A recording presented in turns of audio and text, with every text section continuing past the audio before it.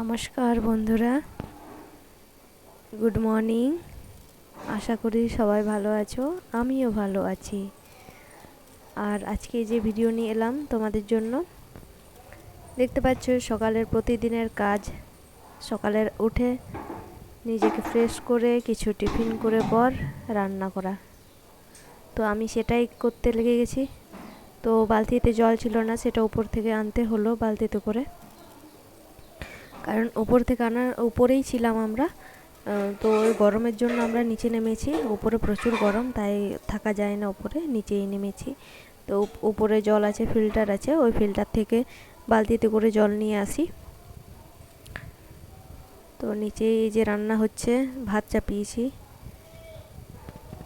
ভাত রান্না হচ্ছে। আর আজকে বাইরে প্রচুর বৃষ্টি হচ্ছে, তো ভাবছি কি রান্না করব। তাই ভাবলাম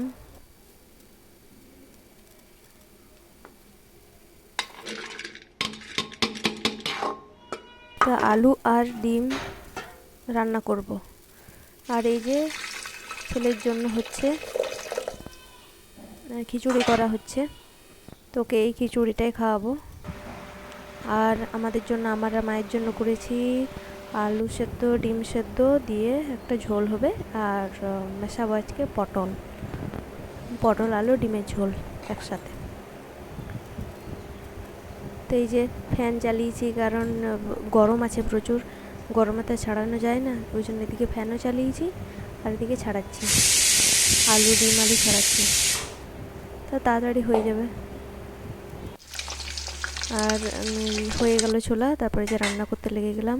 ডিমটাকে আগে ভিজে তুলে নিয়েছি। আর এই যে পেঁয়াজ দিয়ে দিলাম, পেঁয়াজ ভাজা, তারপরে লবণ দিয়ে দেবো আগেই।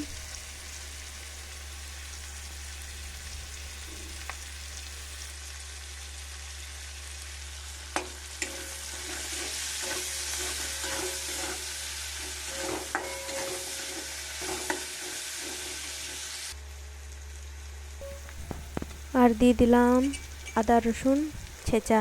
তো এটা কালো হয়ে গেছে, এই কারণে হামাল দিস্তাতে গুঁড়ো করেছি, তো আমার সেই জন্য কালো হয়ে গেছে, কালো কালো দেখাচ্ছে।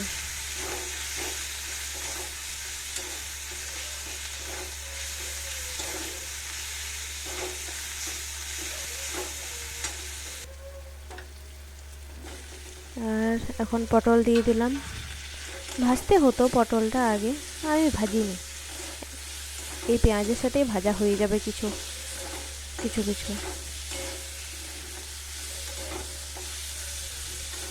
তো এই ছাল ছোলা পটল অত ভাজা করলে আর ভালো লাগে না খেতে আমার, ওই জন্য অতটা ভাজা করছি না পুরো তেলে, এই পেঁয়াজের সাথেই যা ভাজা হওয়ার হবে। হয়ে গেছে যা ভাজা হওয়ার। এরপর দেব আলু, সেদ্ধ করা আলু।